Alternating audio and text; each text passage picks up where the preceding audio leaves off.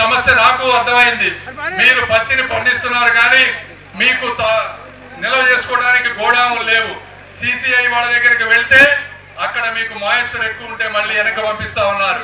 Transportation ఛార్జీలు పెట్టుకోలేకపోతా ఉన్నారు. కాబట్టి సాంబశివరావు గారు వచ్చి మాకు 1% 14-15% మాయిశ్చర్ ఉన్నా ఇబ్బంది లేదు, ఒక 500 తగ్గించైనా సరే మా పత్తిని కొనమని చెప్పి వారు నిన్న నాకు రిక్వెస్ట్ చేశారు. ఇది కూడా తప్పకుండా తీసుకువెళ్తాం. అంత ఈజీ పని కాదు అయినా కూడా మా వంతు ఎంత వరకు చేయాలో అంతవరకు చేసి ప్రాంత రైతులని ఆదుకునేటువంటి బాధ్యత మేము తీసుకుంటాం. ఎందుకంటే అన్న నందమూరి తారక రామారావు గారిని చూస్తే నాకు గుర్తొచ్చేది నీతి నిజాయితీ, గ్రామ స్వరాజ్యం, రైతన్నని ఆదుకోవటం, పేదవాళ్ళకి అండగా నిలబడటం. ఇలాంటి లక్షణాలన్నీ మేము వారితో స్ఫూర్తితో ఉండి ఆ విధంగా పేదవాళ్ళకి, రైతులకి, గ్రామాలకి ఏమి అవసరమో అవన్నీ చేసే బాధ్యత మేమందరం తీసుకుంటామని మీ అందరికీ నేను తెలియజేస్తా ఉన్నా. అదేవిధంగా ఈరోజు గుంటూరు ఛానల్ 70-80 సంవత్సరాల కళ ఈ ప్రాంతంలో రాష్ట్రం ఆర్థిక ఇబ్బందుల్లో ఉన్నా కూడా గౌరవ ముఖ్యమంత్రి గారిని బోర్ల రామాంజనేయ గారు, అదేవిధంగా పక్కన ఉన్నటువంటి ధూళిపాల నరేంద్ర కుమార్ గారు, నేను అందరం కూర్చొని ముఖ్యమంత్రి గారికి 1-10 సార్లు చెప్పాం. అయితే దానికి 70 కోట్లు ల్యాండ్ అక్విజిషన్ అవసరమైతే ఆల్రెడీ 4 విలేజెస్ కి 10 కోట్లు ఇచ్చారు. రాష్ట్రం ఆర్థిక ఇబ్బందుల్లో ఉంది. అయినా 1-10 సార్లు మాట్లాడుతూ ఉన్నాం. నెల 10 కోట్లు ఇస్తా ఉన్నారు. వచ్చే 5 నెలల్లో ల్యాండ్ అక్విజిషన్ పూర్తి చేస్తాం. అయితే ల్యాండ్ అక్విజిషన్ వరకు ఆగకుండా కాంట్రాక్టర్ అయినటువంటి వారిని పిలిచి మీరు పనులు మొదలు పెట్టండి అంటే ముందు ల్యాండ్ అక్విజిషన్ చేసినటువంటి 4 విలేజెస్ లో ఈ రోజు ఆల్రెడీ గుంటూరు ఛానల్ పనులు మొదలయ్యాయనే సంగతి కూడా మీ అందరికీ నేను తెలియజేస్తా ఉన్నా. అదేవిధంగా గుంటూరు ఛానల్ మోడర్నైజేషన్ 300 కోట్లు పైగా ముఖ్యమంత్రి గారు ఈ రోజున పెట్టారు.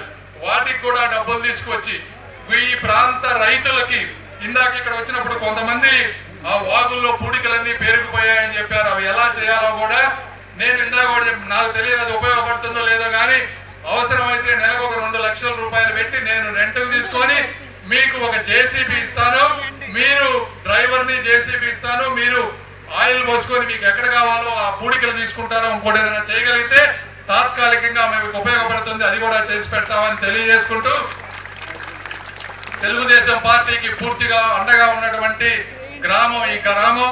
మీకు ఎప్పుడు ఏ అవసరం వచ్చినా మన రామాంజనేయులు గారు మేము అందుబాటులో ఉంటాం. ఈ రోజున కుర్ర అప్పారావు గారికి కూడా మిర్చి ఆర్డర్ ఇచ్చారు. ఆయన కూడా మిర్చి ఆర్డర్ బాగా చేయాలన్నటువంటి తపనతో, ఆయన కూడా ఒక మంచి పేరు రావాలనే ఆశయంతో వారు పనిచేస్తా ఉన్నారు. ఈ ప్రాంతంలో మిర్చి ఆర్డర్ కూడా బాగు చేయాల్సిన అవసరం ఉంది. ఈ రోజు వస్తా ఉంటే కొన్ని మొన్న గాలికి మిరపకాయలన్నీ కొట్టుకుపోయాయని చెప్తా ఉన్నారు. చాలా బాధాకరమైనటువంటి విషయం. అంటే 4 సంవత్సరాల మిరప పంటకి రేట్లు లేవు, రాక ఈ సంవత్సరం రేట్ వచ్చింది.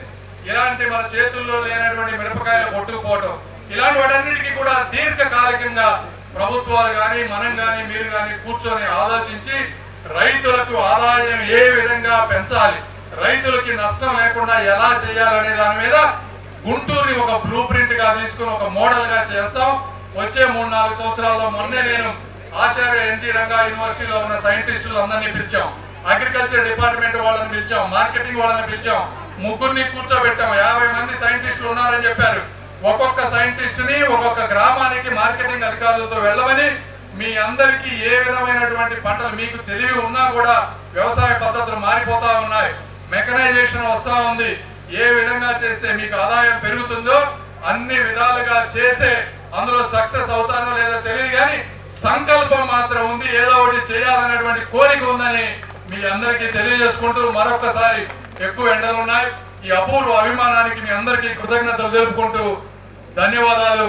Thank you.